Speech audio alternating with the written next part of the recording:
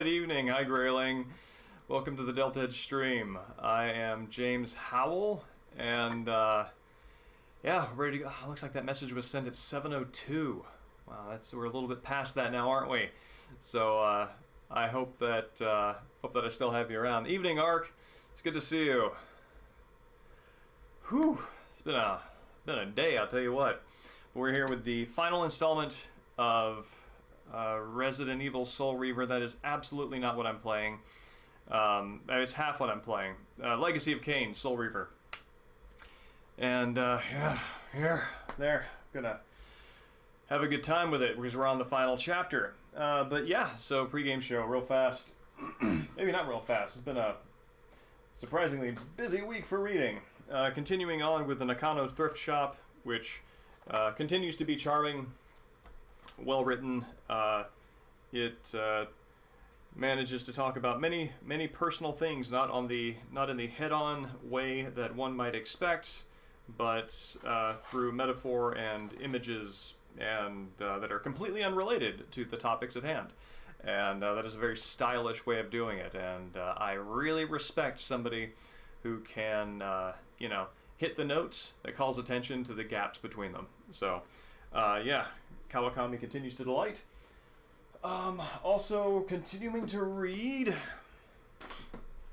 Help the Witch by Tom Cox, and this is kind of a funny thing to read right after Ring the Hill, because the last sort of essay chapter section of Ring the Hill describes it's a sort of a nonfiction personal account of staying at this very old house on a very hard to access and somewhat forbidding hill due to its weather and the kind of where it falls into like a sort of cold air corridor in England.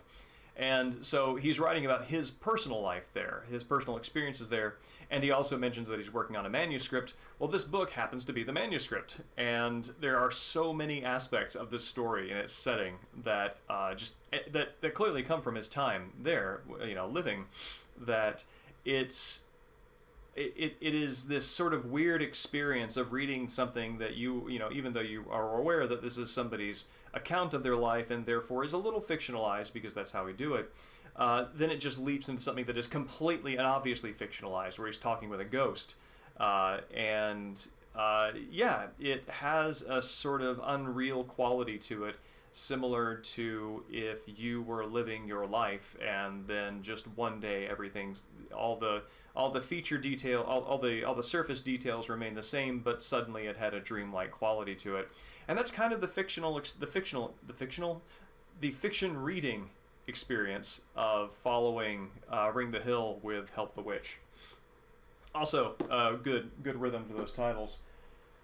Other things that I have read, this came in the mail, which I'm very excited about, which is the God Hand official guidebook. Let me tell you, this thing is hard to find.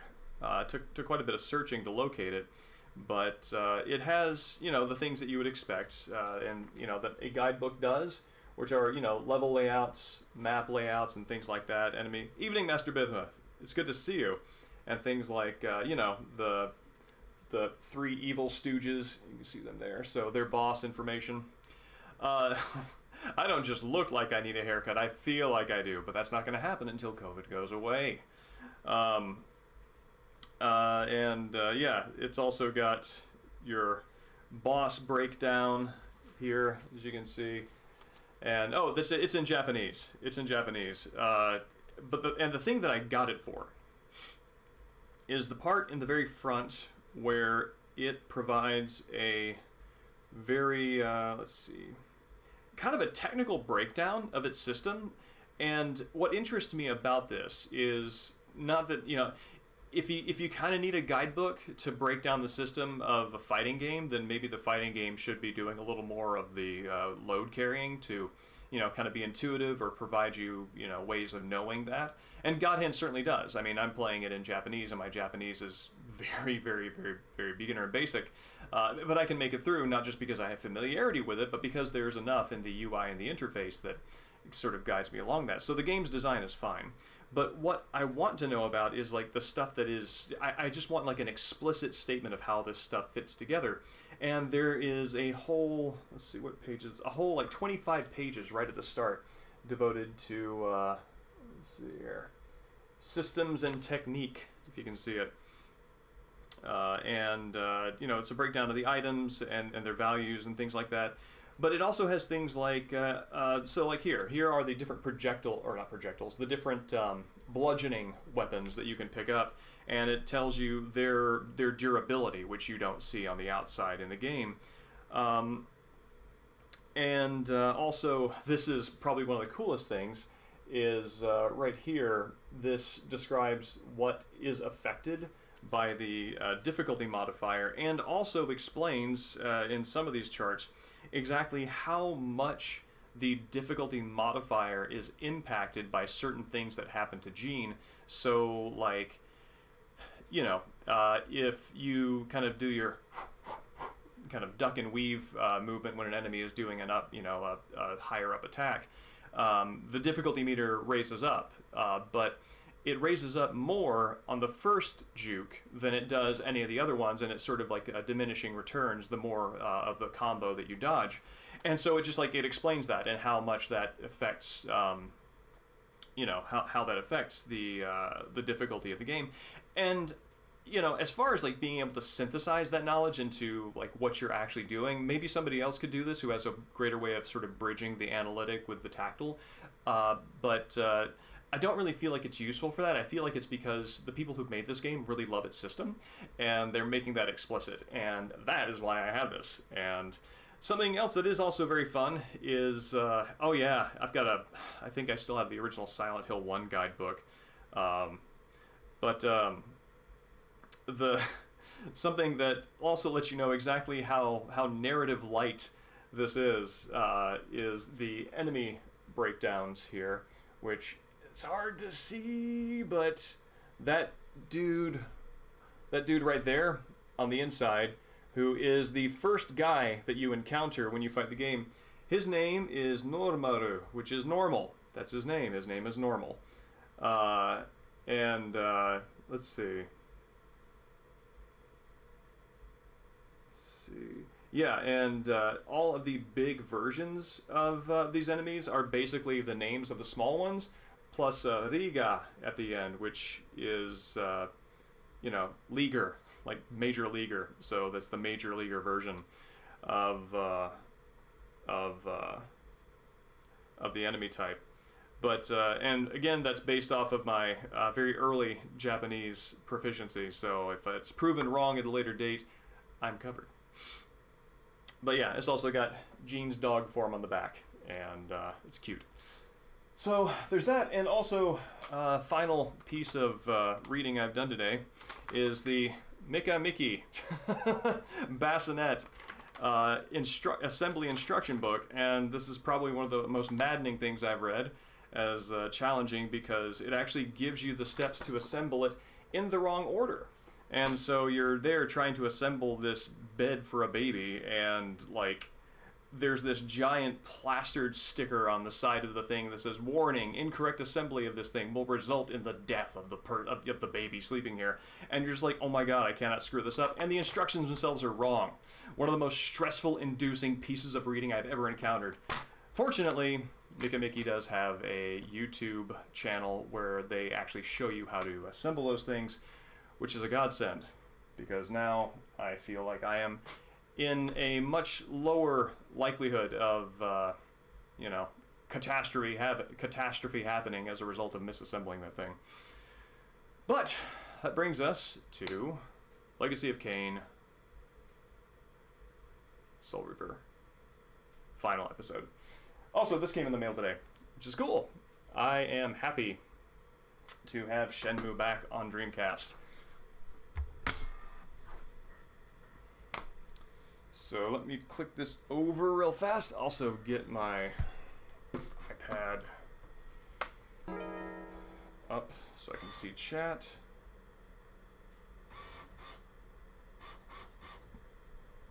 Big Mail Hall, that's right. Oh yeah, Word Wizard was a great time. You should check out the VOD. It's fortunately I had believe it was Iceman Dan and Viper stick around to keep me company. All of 2 people who were interested in staying around for that. Which, I mean, you know, it's an edutainment title from 1983. I can only imagine there's probably limited interest, but it is there, archived forever now.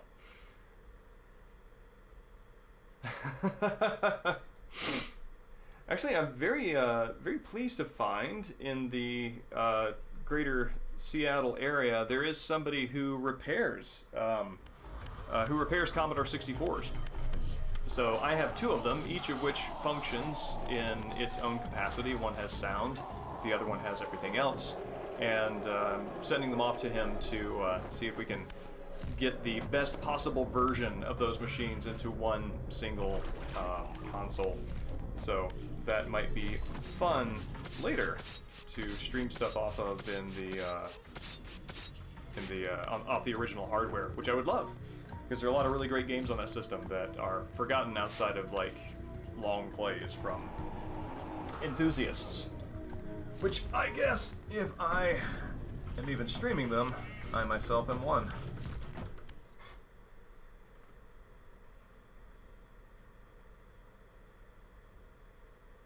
Cool. There we go. Oh, also, yeah, since I think we're probably going to wrap this up early tonight with Soul Reaver, so there's the question about what to do for the second part. So I will kind of open it up to folks to see what their interest is. We can look at the Shenmue Passport, which is kind of fun. I also have this. I've got the actual disc coming in the mail, but I did find my burned copy of Sega Gaga, so we could go through maybe like the first R&D RPG section of that, and I could narrate what of that story I remember. And so, yeah, a few different options for later tonight.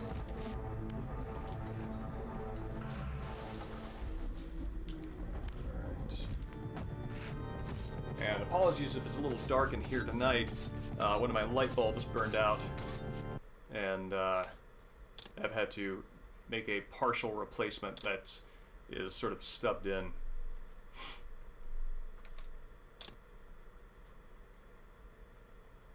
Is this the right one?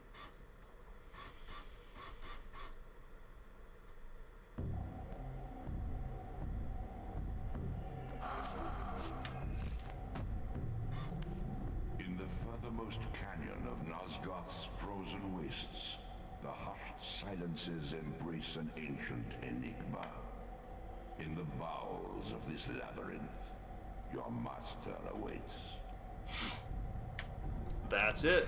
So what I think we need to do is go to this teleportation room and then zip over to the start of that labyrinth. And if I'm remembering correctly, once the puzzles are solved, it's basically just a bunch of straight drops down to get to the most recent checkpoint. Yeah. So, I'm pretty sure we only have a couple of puzzles left to finish. Evening, Demented. Well, depends on who you're saying it to. I will not reject morning, because, oh right, I have to be in physical form to open the door, because that's how ghosts work, apparently. Yeah, no, it is evening here. Hence the darkness through that window out there.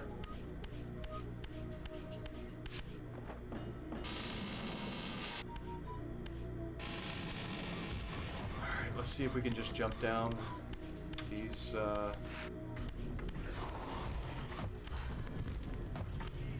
later, dude.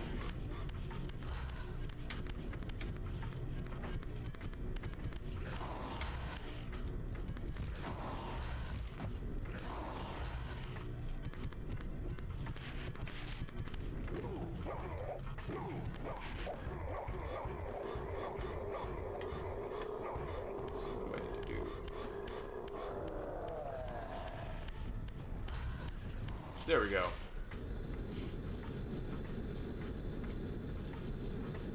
Oh yes, Demented, please share that. I am super curious. I was actually wondering about that prior to the stream starting.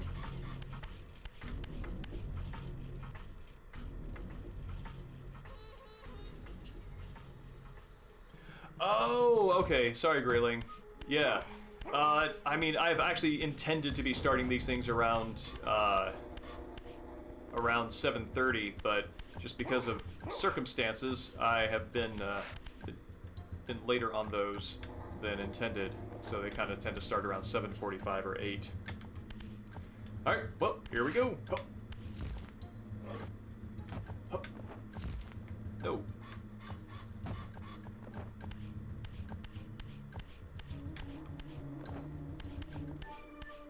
That's right. Really dig how these, the lighting effects on these things. Let's see, what are we looking at here? Looks like they do them like a lot of games do plants, where rather than having, you know, a super detailed thing, it's just kind of like one polygon like locked onto the other like that. So it looks like they have sort of bisected rings like that.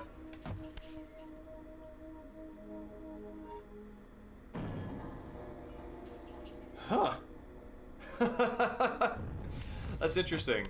I wonder if maybe that's... I don't know, if they planned something there and then just didn't follow through or what. Or if that is all they wanted to do.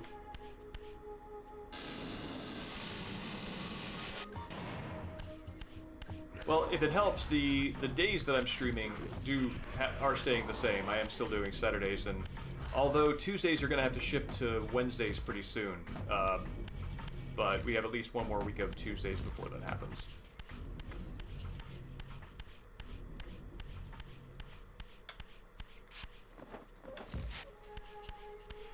Yeah, no, I mean the things that they have, the things that they did leave intact, not like they tore anything apart.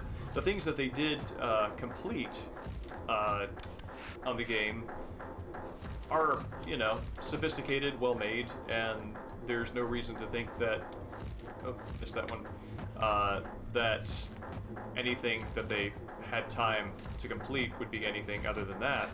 But yeah, just seeing how much they apparently ran out of time to do is kind of amazing.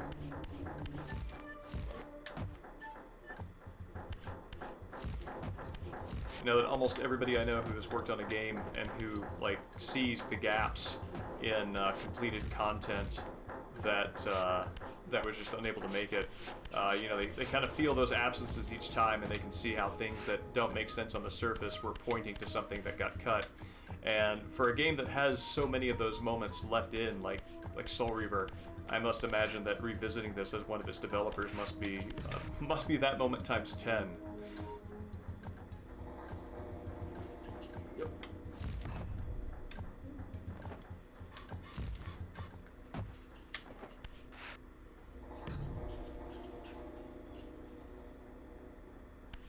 Oh, wild. Let's see, Zephon was the... Just to refresh me, Zephon was the one who I needed to destroy in the giant furnace, is that right?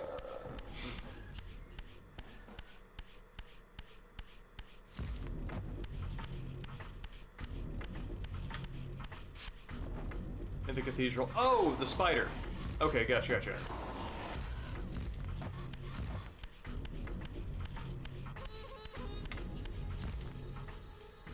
Whew. This gives me motion sickness.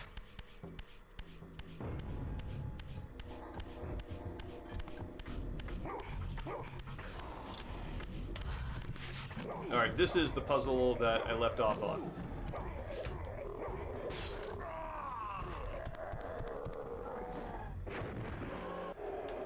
You know, that really makes sense because I remember seeing, I remember seeing little alcoves that looked like they should, you know, be spots of progression, but they were blocked off. They looked like they were kind of like insect egg sac layers or something, you know, kind of appropriate to his design.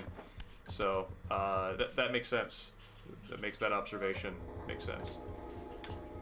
Okay, so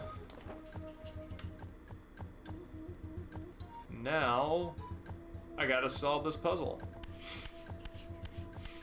Excuse me. So I am noticing... What am I noticing? These things are in each room. What happens if I try to do a binding thing? Alright, that is a way to turn it. That is kind of like a cruciform looking thing. And this is a Z, which I remember being connected to the circle in at least one of the areas. So let me just kind of turn it that way. Get my little shinobi scarf flying there.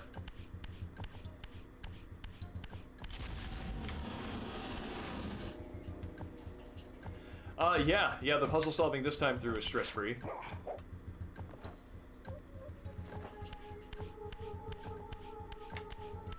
I wonder, what are my hints here?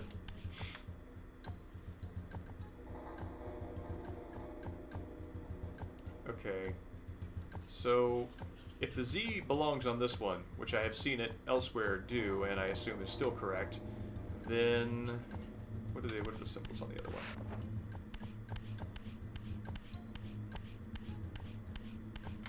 Okay, it looks like they're the same here. So, I guess I only have a small number of possibilities other than this, so let's try it out.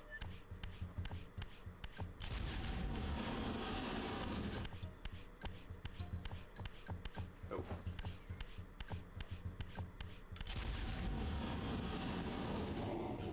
Hello?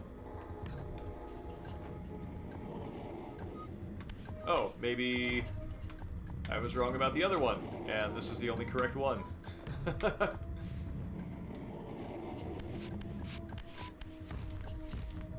Oh, okay.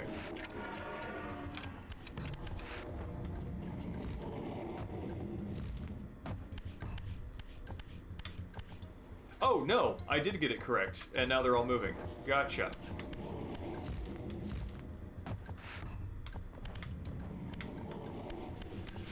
Yes, I was kind of just piecing together what... I was just trying to take verbal stock of what all the moving parts are, and while I was playing with them, the puzzle solved itself.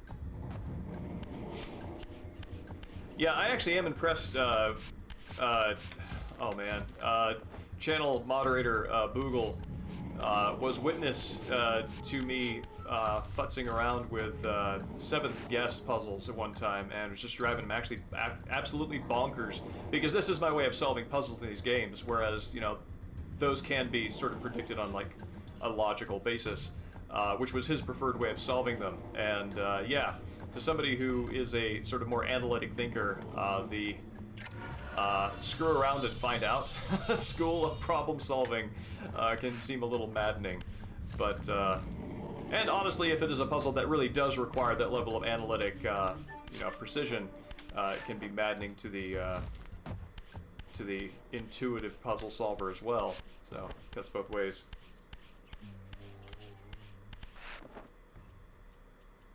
Oh, really? Ha! I did not know that.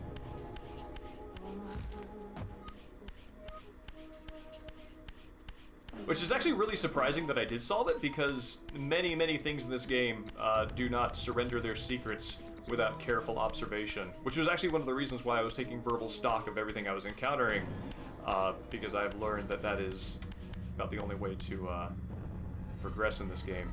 Ooh, nice.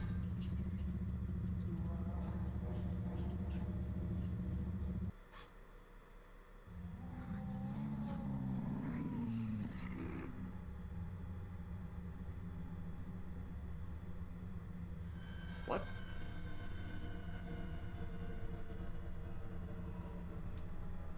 My arrival in this miserable age.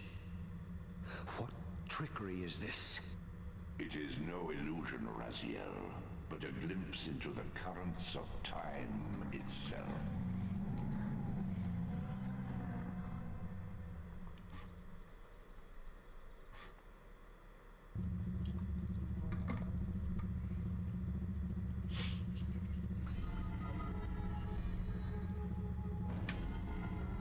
Okay. currents of time we go.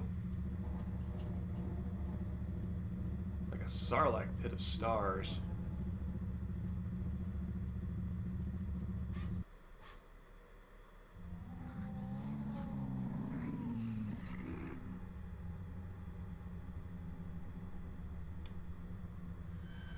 Oh wait, is this just the same one? My arrival in this miserable Oh yeah, age. okay. What trickery is this?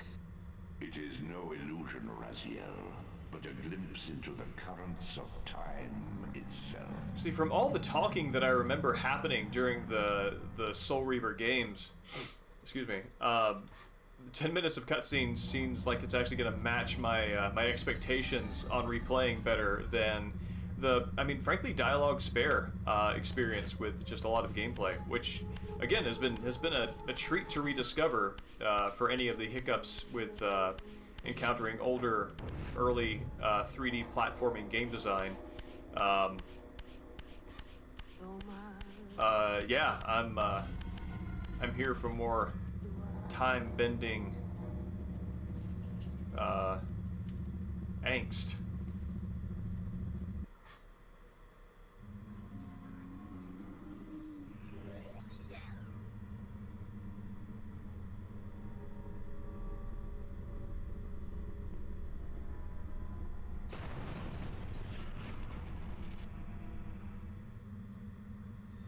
These apparitions torment me. Has this all been foretold?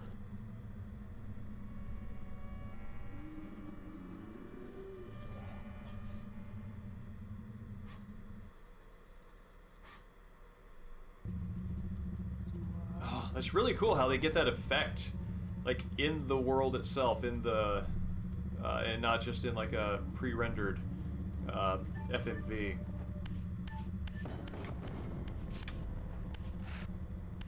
Robin and Downs? I don't think so. Who are you hearing Robin and Downs in?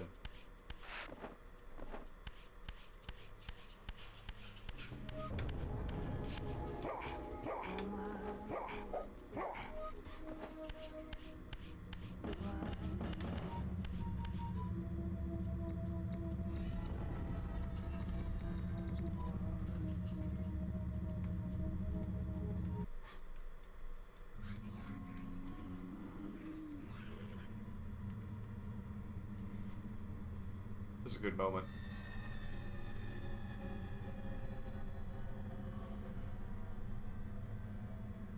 Impossible. This must be one of Kain's deceptions.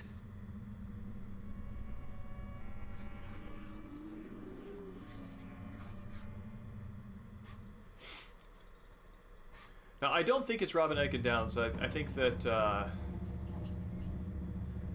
and I don't remember their names, but I don't believe either Raziel or the, or Mobius are him.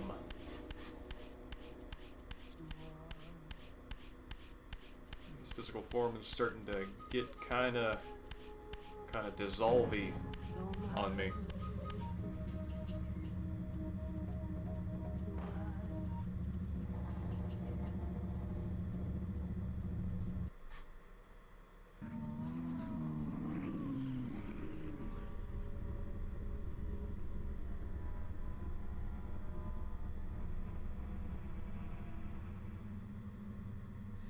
My mind reels with conflict.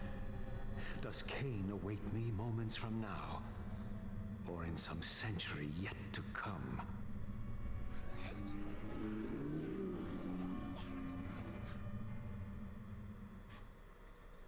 This is so good.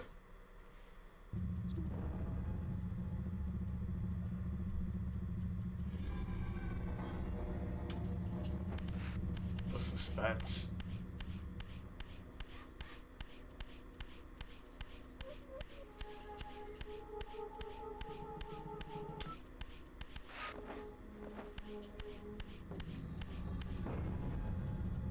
Oh no! I didn't know that.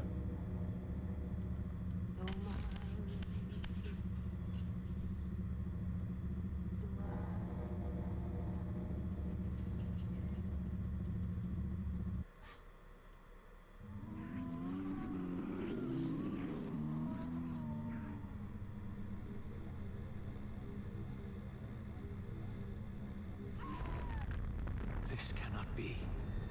What madness does this scene portend? Kain must think me credulous to suffer these lies. Man. Raziel must not have that much familiarity with oracles. You know, the whole description of history presented sans context thing is doesn't always give you the information you need to make the best possible choices. In fact, knowing those things beforehand tend to make the worst outcomes inevitable.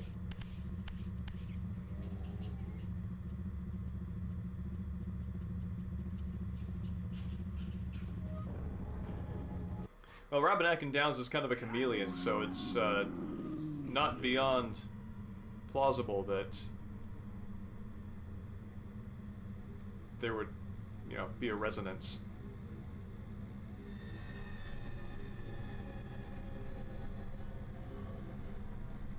Is this phantasm a conjuration of my mind, or an echo of future events?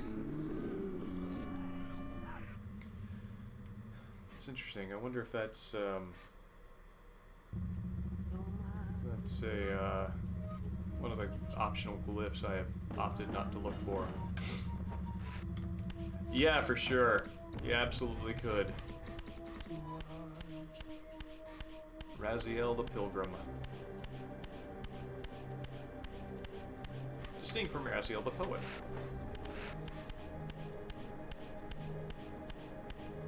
Ooh, I like the angles here.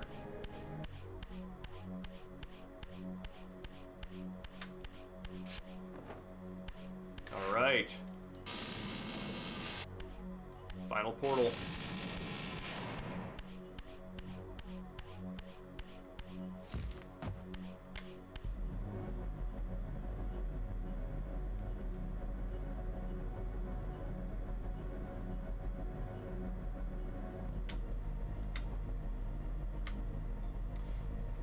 Yeah, you know what? I'm going to just kind of recharge myself here.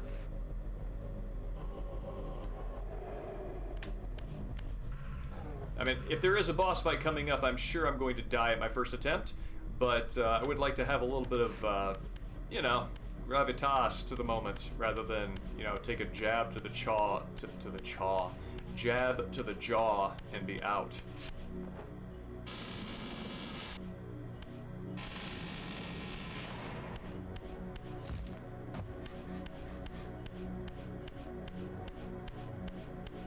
Whoa, cool.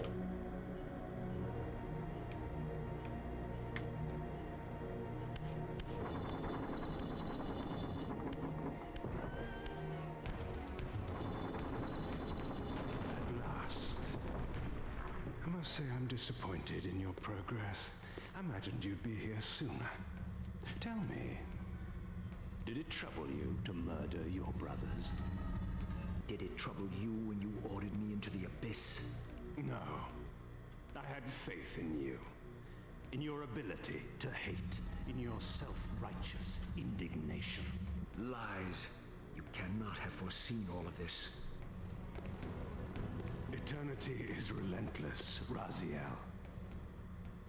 When I first stole into this chamber centuries ago, I did not fathom the true power of knowledge. To know the future, Raziel. To see its paths and streams tracing out into the infinite. As a man, I could never have contained such forbidden truths. But each of us is so much more than we once were. Gazing out across the plains of possibility, do you not feel with all your soul how we have become like gods? And as such, are we not indivisible? As long as a single one of us stands, we are legion.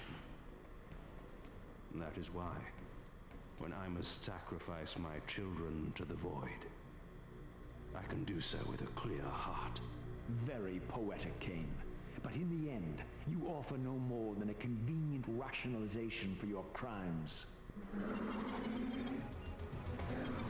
These chambers offer insight for those patient enough to look. In your haste to find me, perhaps you have not gazed deeply enough. Our futures are predestined. Mobius foretold mine a millennium ago. We each play out the parts fate has written for us. We are compelled ineluctably down preordained paths. Free will is an illusion. I have been to the tomb of Seraphan, Kain. Your dirty secret is exposed. How could you transform a Seraphan priest into a vampire?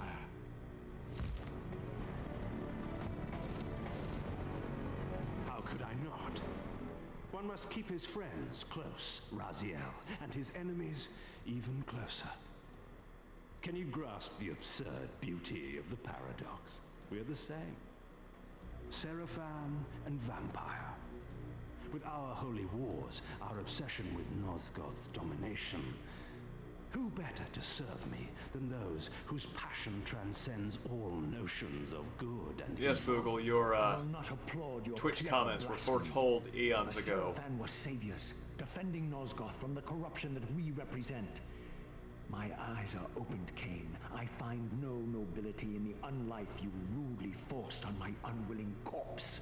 You may have uncovered your past, but you know nothing of it. You think the Seraphan were noble, altruistic? Don't be simple. Their agenda was the same as ours. You are lost in a maze of moral relativism, Kain. These apparitions and portents. What game are you playing now? Destiny is a game, is it not? And now, you await my latest move.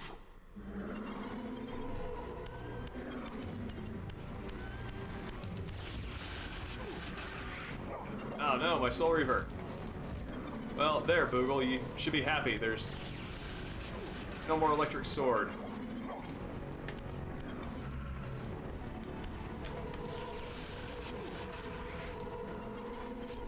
Oh, there's your electric sword again. Sorry, your reprieve is short-lived.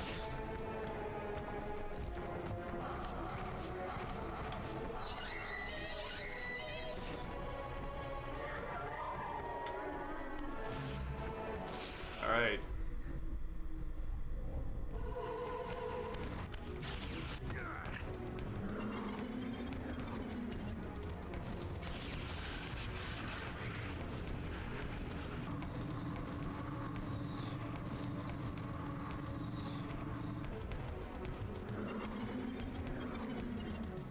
Yes, Iceman Dan, that is one of my favorite things about it, is like, this is like a game where everybody has an active intermediate level vocabulary, and that's just the normal for this world. That's vampires, man.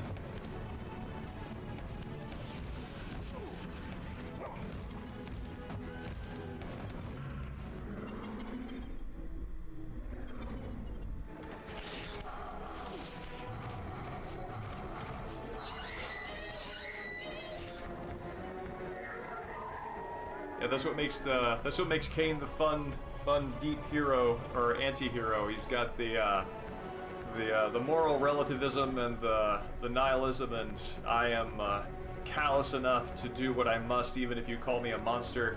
But then at the end, it turns out he has intentions of gold.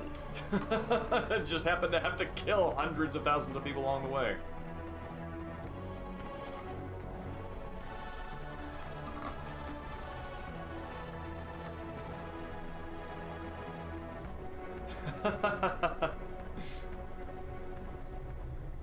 Alright, Buster, I'm on my way to get ya.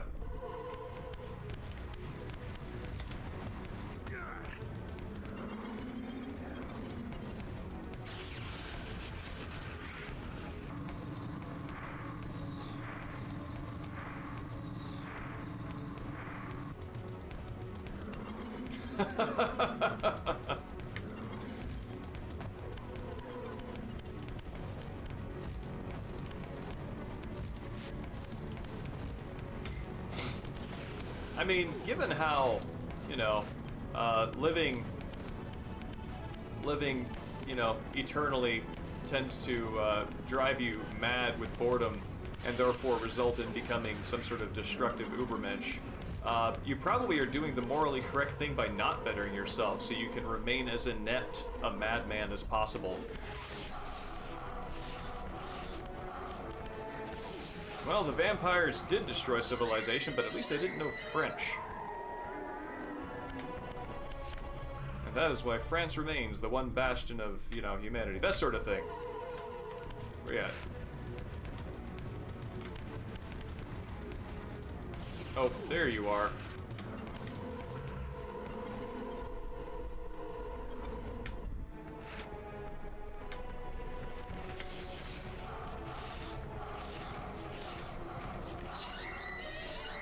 I mean, honestly, at that rate, if you were to be immortal, the most moral thing you could do is just play a bunch of video games. So is Kain. Can I see him in this realm? I'm pretty sure he's in this direction.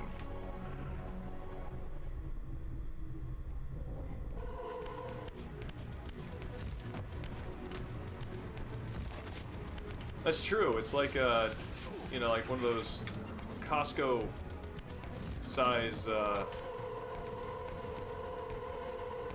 containers of you know, Cheez-Its or something.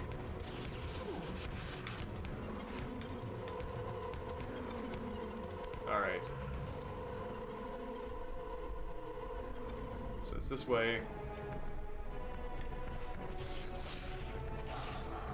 I'm right now just forgetting exactly where the connection between a Costco-size bucket of Cheez-Its and immortal, you know, infinite time goes, but I'm sure it'll come back.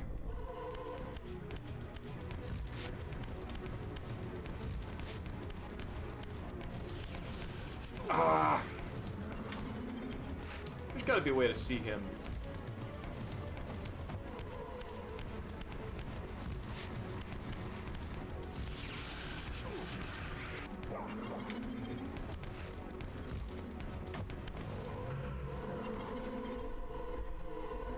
Evening, Space Hamlet.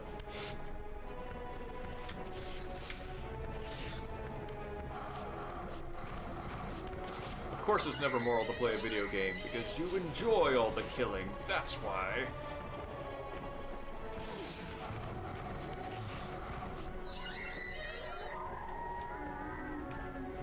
Oh yeah, no, I hope you're able to stick around for us, for the remainder of the stream, because this is right at the end.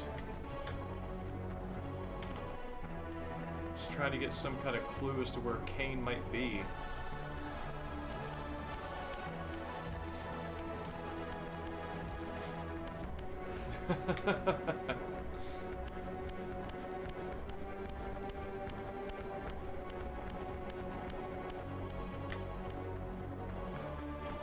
Yeah, well, I mean, we left off right at the end of the game last time, so it's, yeah. Oh, hi.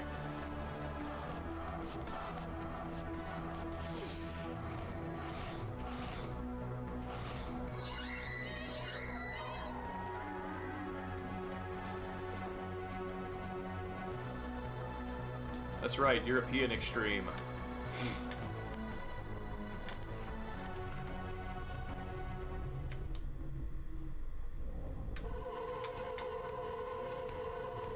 There he is.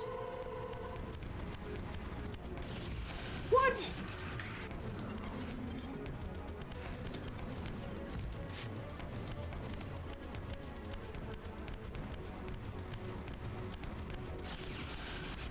Oh, he can go through objectiles? Objects. His projectiles can go through objects. Objectiles.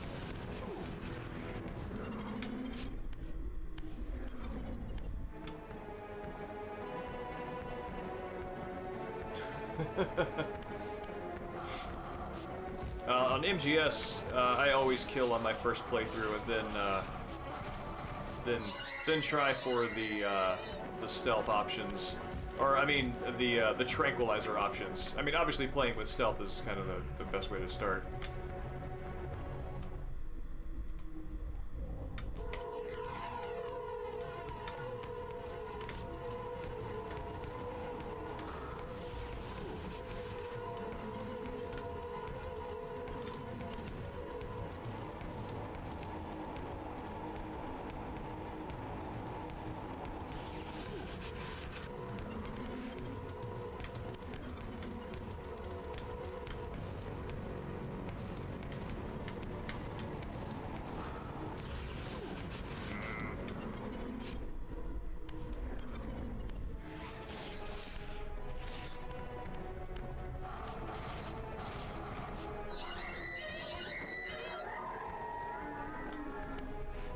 Okay. I feel like there has to be some way of anticipating where he's going to be that I'm not finding out, because I don't seem to have enough time to really go into over-the-shoulder view and look at the environment, and I seem to only have enough time to really run straight to wherever he's going to be.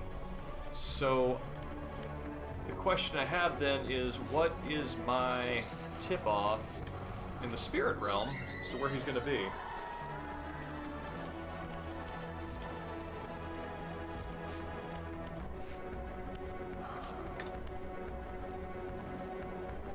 I know that the other enemies have had resonances in the spirit realm, which is kind of what I'm looking for right now to see if I can figure that out.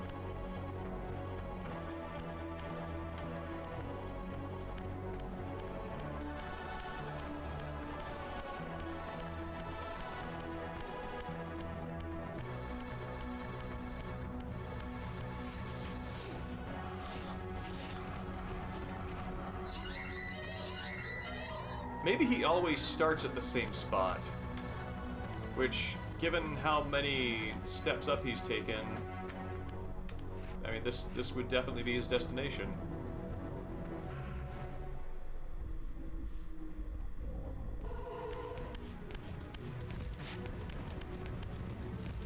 Nope, I was wrong. In fact, it was literally the opposite.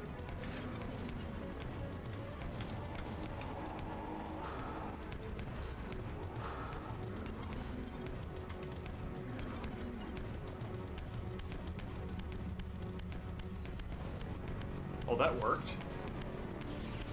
We gotta poke him with the Soul Reaver's, there you are. Oh, nope. That's not gonna do anything. Shoot.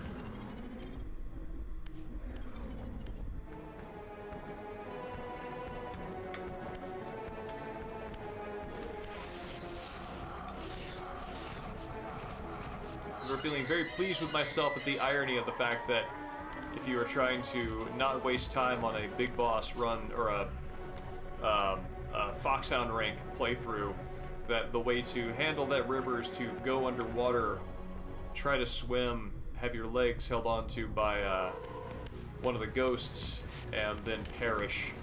Oh no, there he is! Ah!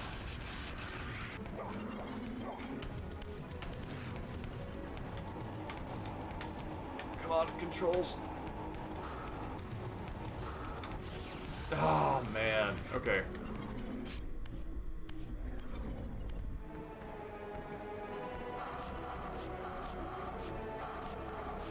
Yes, that is true.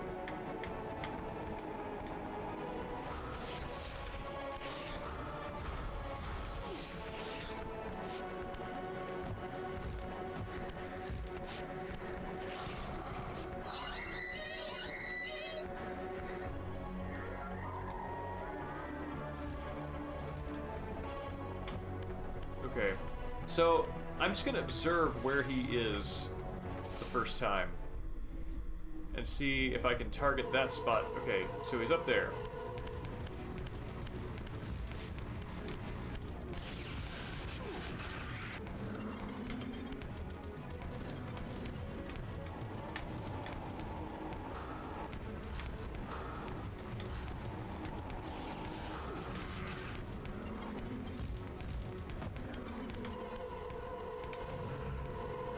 See if he's up at this. It's the same as the first spot again.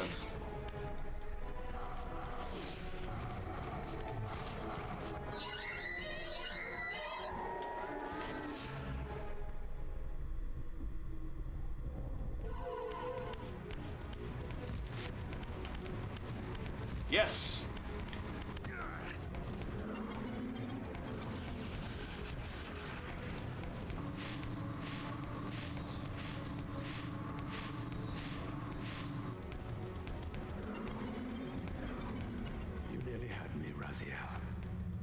But this is not where or how it ends.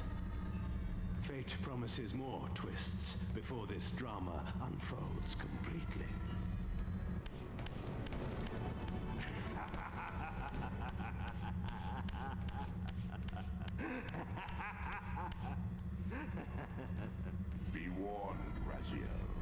Once you cross this threshold, you are beyond my influence. This whole first game is just a tutorial.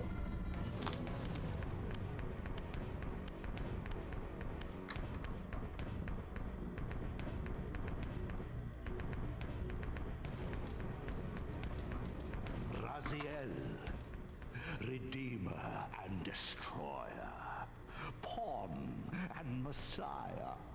Welcome, time-span soul. Welcome to your destiny.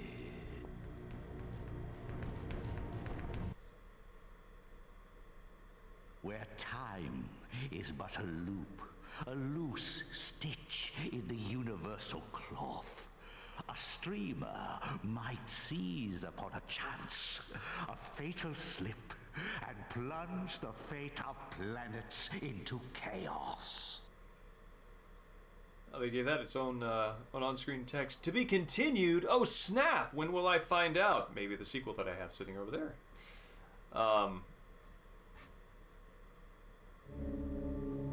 Oh, man, that would have killed me to have been left on a cliffhanger like that at the time of release.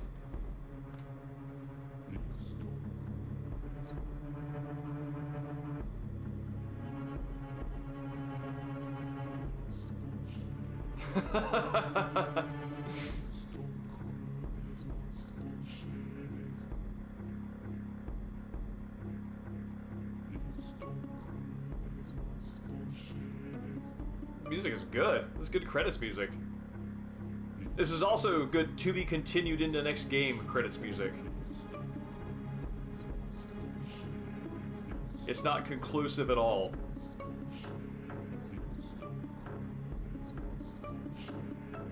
And yes, Grayling, that is absolutely what I think he's telling me to do.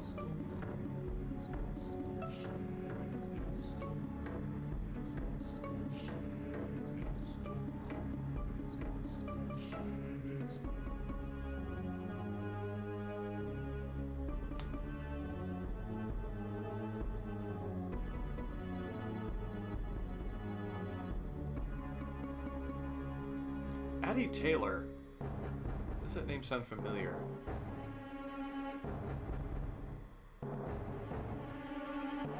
Oh, cool. Chris Zimmerman worked on this. He's a Metal Gear veteran. Simon Templeman, yeah. And there's Richard Doyle.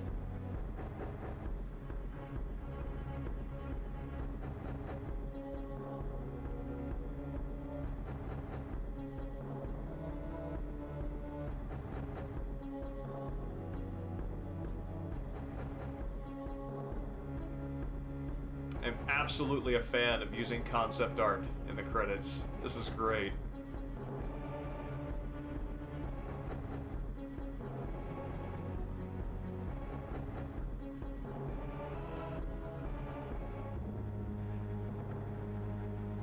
Yes, Grayling, Richard Doyle's Fury has one of the top two son of a bitch exerts out of anybody.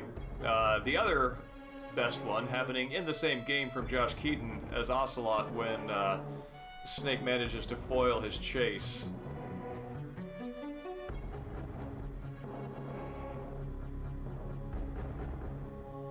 Oh wow. Pre-Revenant Raziel. All of our friends and family who missed us during the crunch.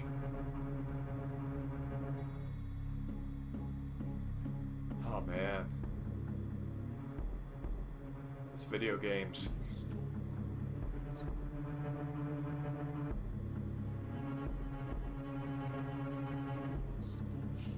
Aw, Alfred the Reliable Turtle. This is nice. I really like that each, that individual team members are getting their special thanks pages or screens. Because really, for each person who makes a video game, there has to be such a team of support to make it through, especially the end.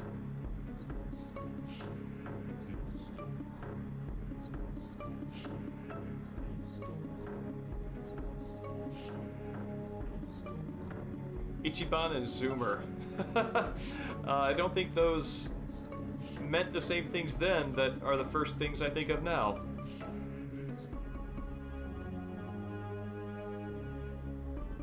And yeah, Boogle, I think Bob Odenkirk, as far as frustrated cussing goes, I think Bob Odenkirk just kind of blows everybody out of the water.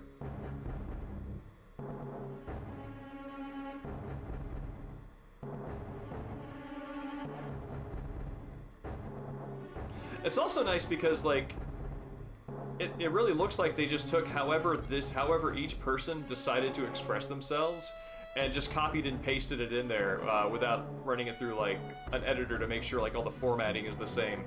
Which also gives it a very personal feel, like, it's kind of a nice midway point between, like, indie and AAA.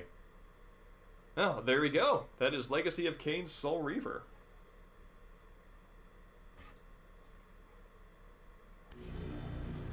So, yeah, let's see. What time are we at? What time are we at? It is... Wow. That really was a pretty short stream. So, Soul Reaver 2, I hear, is not as good as Soul Reaver 1, but I actually am kind of interested in doing the whole series. So, yeah. We can... I don't know, I've got the Dreamcast hooked up, and if we wanted to, for kind of a one-off, if anybody is interested, we could, like, I don't know, look at the first part of Sega Gaga. I've got a Shenmue preview disc. We could also start with Soul Reaver 2. There are a lot of different options. So, I guess what I'm going to do here is... Let me cut the stream so I can kind of break it up a little more cleanly in my archives, and then I'll throw another disc in, and yeah, we'll see where it goes. So give me just 1 second, I'll be right back.